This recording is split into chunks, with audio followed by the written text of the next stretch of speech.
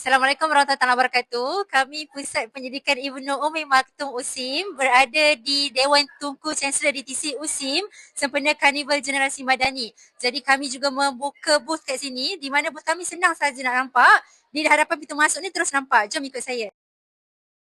Jadi menerusi pintu tadi terus nampaklah bos kami dekat sini.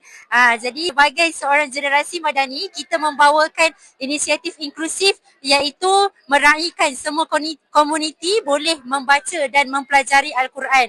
Okey, kalau kita tengok kat sini ada kaedah untuk OKU penglihatan baca Al-Quran menggunakan Quran Braille. Juga kalau OKU pendengaran menggunakan kod tangan Quran, dan kalau komuniti OKU pembelajaran menggunakan tilawah asyraf dan tahfiz akhyar. Jadi bermaksud di sini kita meraihkan semua komuniti mampu mempelajari dan membaca Al-Quran seperti mana komuniti tipikal. Tuan-puan yang berminat untuk mengetahui lebih lanjut tentang kaedah yang meraihkan semua komuniti dalam mempelajari Al-Quran, boleh jemput ramai-ramai datang ke booth Pusat Pendidikan Ibnu Umi Maktum USIM. Assalamualaikum.